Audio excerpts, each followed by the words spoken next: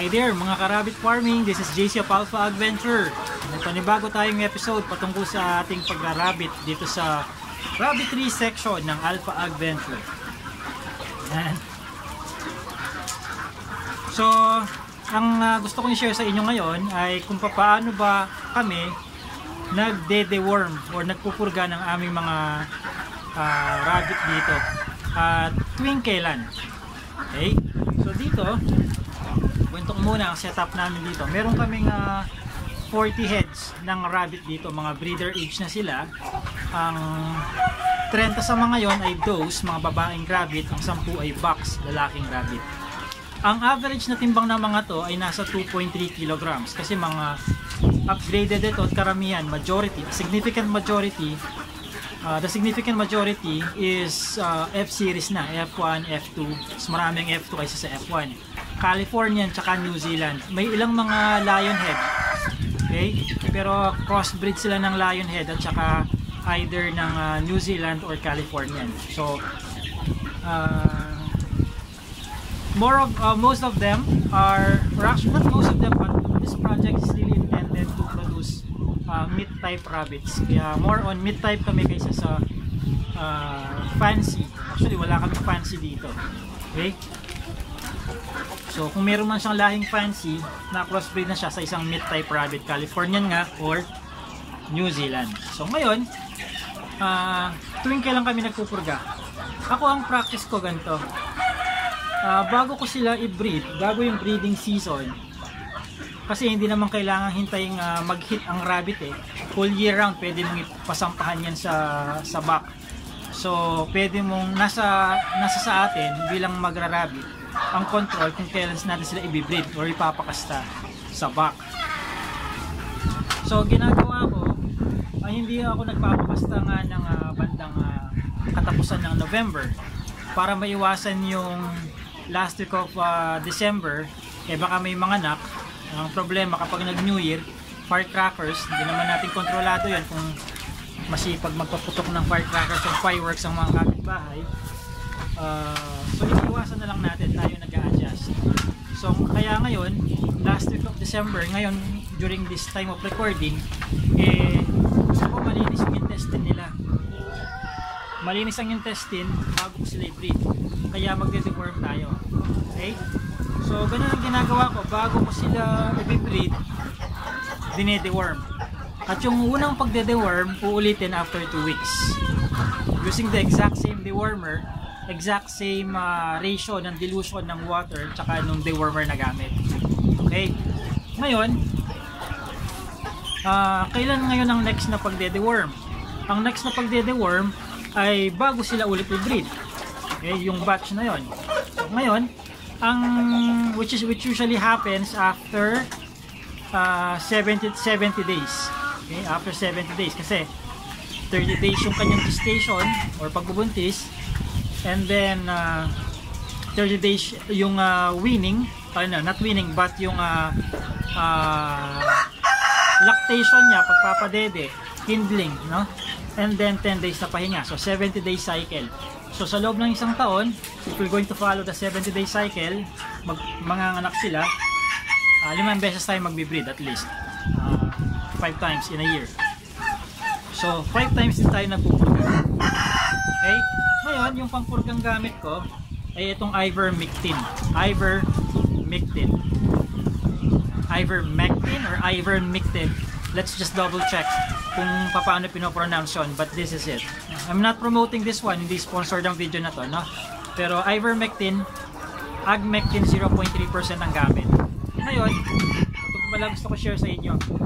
Kung mag-google kayo or search nyo sa YouTube yung ratio ng gaano pa karaming ivermectin powder ang ihahalo sa gaano karaming tubig, wala kayong explicit at implicit na artikulo or video na makikita na klarong-klarong sinasabi na sa ganitong bigat or gramong ivermectin powder, ganitong bilang ng litrong tubig ang dapat mong paghaluin. Walang nakalagay. So ang ginawa ko, I did my independent research, no? Which is ganoon naman palagi ang ginagawa ko, no? Hindi porke may nakakwento nagra-rabbit or mas matagal na nagra-rabbit kaysa sa akin, eh hindi automatic na gagawin ko na rin. Hindi. Pag narinig ko yon, nabasa o napanood, pagdating sa bahay, I make sure na meron akong validation by doing my independent research. Doon ako kukuha ng confirmation doon sa mga scholarly articles or mga empirical studies ng mga animal scientists. Okay? So, doon ko binabangga yung information na nakuha ko. Okay? Binabangga ko doon sa mga artikulo or published articles nga ng mga animal scientists talaga. Lakas ng hangin. So, continue tayo. So ngayon, ito na pag-alaman ko, no? Even sa mga articles, no? Pagdating sa ivermectin powder, wala nga talagang explicit at implicit, clear and complete na by the letter na nakalagay na for an X grams of ivermectin powder, you have to dilute or mix Y liters of water. Walang nakalagay. So, mas yung mga explicit at implicit na measurements or ratio na nakita ko ay nakafocus sila doon sa ini-inject. Okay? Kaya siguro marami ang mas prefer ng mag-inject kaysa sa gumamit ng powder, kasi kapag naghahanap sila ng mga references, basihan kung ilang ml or cc ang dapat iturok sa ganitong bigat na rabbit, eh marami silang napapanood o nababasang artikulo, video or article respectively na basihan. Unlike kapag powder, walang klaro. So anong ginawa ko? Nagbasa ng likuran ng sachet. Ang nakalagay dito, ang basihan nilang hayop dito ay baboy, pig. Sabi dito, sa isang baboy na tumitimbang ng 76 kilograms hanggang 150 kilograms ay pwede niyang kayang purgahin ng isang sachet na to na 5 grams. So sabi ko, nagtanong ako sa kakilala kong veterinarian, no? Hindi ko na lang babanggitin ang pangalan kasi it was just an informal consultation. Tinanong ko, Doc, nakalagay dito sa sachet, baboy ang reference. Pwede ko kayang gamiting basihan yon sa mga rabbit? Pwede naman daw. So, dahil sinabi niya pwede, I just did a simple arithmetic. Sabi ko ngayon, ilang bang rabbit ang meron ako? Ano ba yung average na timbang nila? So meron akong 40 rabbit. Sabihin na lang natin 2 kilo ang average nila. Although nasa 2.3 actually ang average nila, but for the sake of quick computation, quick arithmetic, sabihin na lang natin 2 kilos ang average. Times 40, o di 80 kilos. Yung 80 kilos ba, pasok ba siya doon sa nakalagay na sa isang baboy na may timbang between 76 to 150 kilograms ay sapat ang isang 5 gram na sachet? Pasok ba? Yes or no? Sagot ay yes. So, needless to say, etong isang sachet na to, isang pakete na to na 5 grams, kaya niyang purgahin itong 40 rabbit na meron kami dito sa Alpha Adventure. So, ngayon ang tanong, gaano karaming tubig? Sa gaano karaming tubig? Ngayon ganito yan. Since nakalagay dito ay ang basihan dito ay gaano karaming ivermectin powder ang dapat na maibigay sa isang hayop na ganito ang timbang, ang mahalaga yun ang susundin natin. It doesn't matter kung gaano karaming tubig. Okay? So ngayon, ang basihan ko ngayon sa dami ng tubig ay syempre hindi ko naman ihahalo to sa isang drum, sa isang blue drum na 200 liters ang capacity, no? Syempre di naman nila mauubos sa maghapon yon. So common sense nyo lang, nauubos ng mga rabbit ko ang isang timbang tubig na to na may kapasidad na 4 na galon. Okay? 4 na galon, bali isang balde yon ng Boysen, no? So 4 na galon to. Kung puno siya hanggang sa brim dito. Okay, ngayon ihahalo ko to. So pagkahalo na ito, no? So gagawin natin,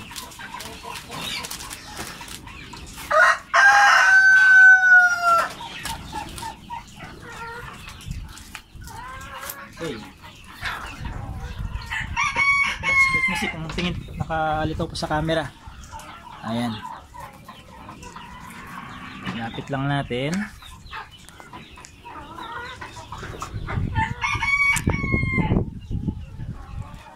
Close up po ha. Close up. Ayan. So ihahalo ko to. Kahit hindi punong-puno yung timba natin eh. Importante malagyan natin ng tubig na mayroong nakahalong ivermectin powder, pamurga ang mga drinkers nila, water else.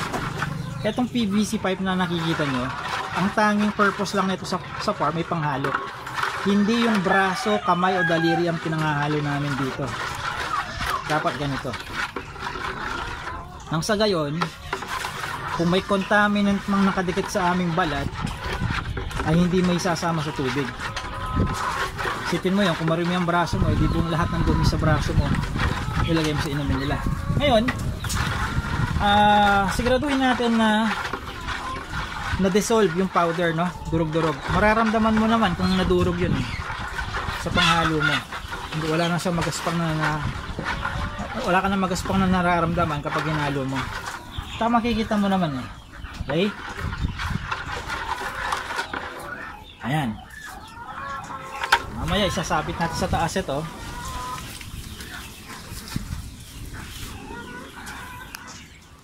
Ayan. So,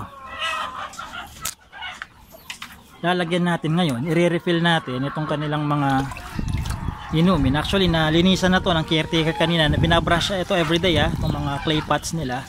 By the way, I prefer na clay pot ang gamitin kaysa doon sa centralized water system, dahil napansin ko based on observation, kasi nagawa ko na parehas yan eh, clay pot tsaka yung may hose, no?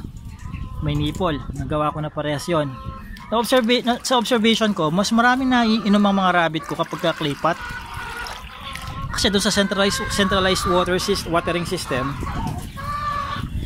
mayroong isang galon na nakasabit doon. Malalaman mo maghapon kung kailangan mo bang i-refill yon, kalahati ba nauubos, 3/4 ba nun, shot kalahati, dalawa ba, malalaman mo eh. Eh dito, mas maraming refill, nakakaraming tubig kami. Mas nakakarami sila ng tubig kapag clay pot. So, hindi pa naman libo-libo or malapit sa 1,000 ang mga alaga namin, kaya okay pa to. Ha?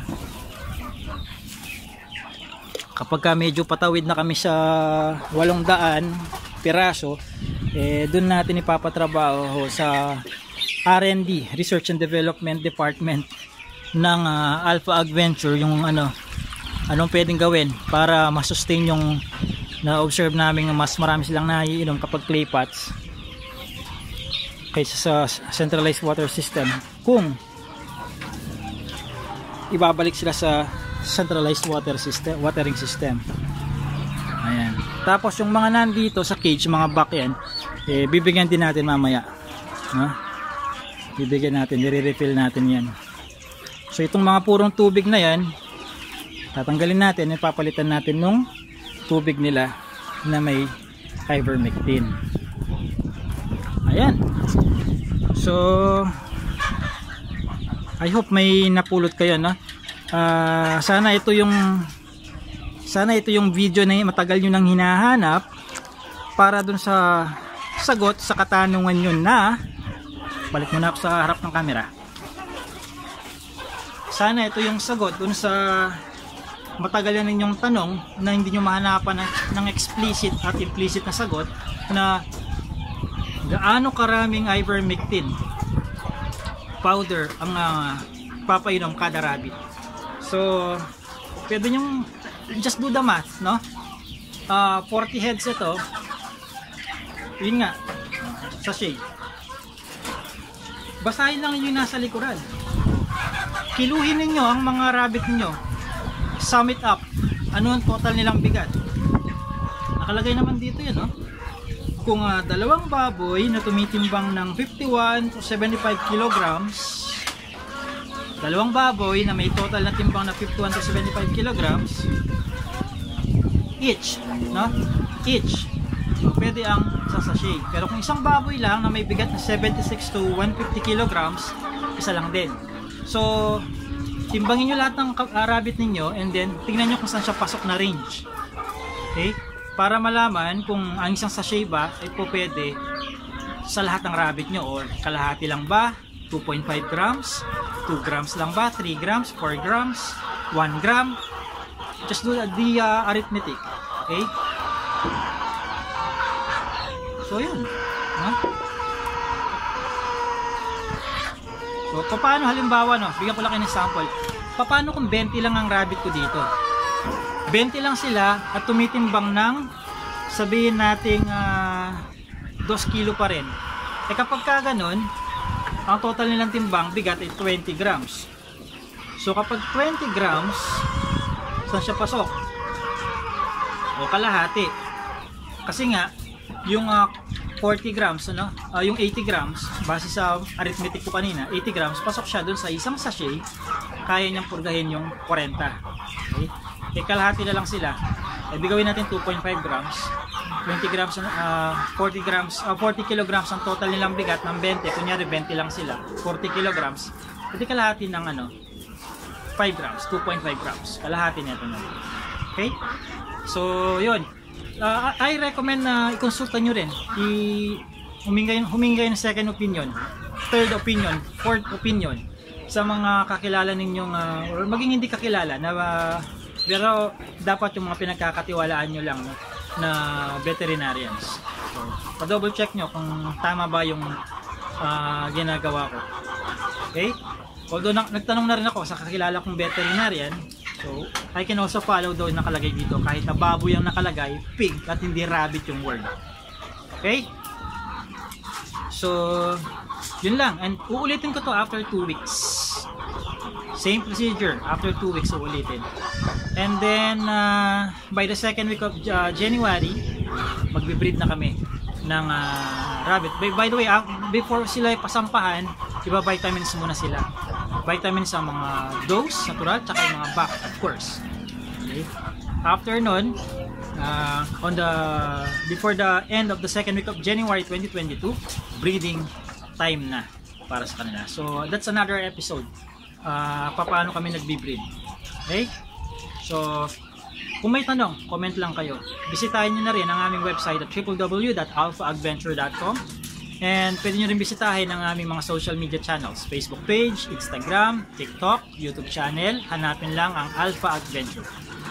Alright, yun lang. This has been Jace of Alpha Adventure, your source of science-based, experience-driven, and technology-oriented tips on livestock farming.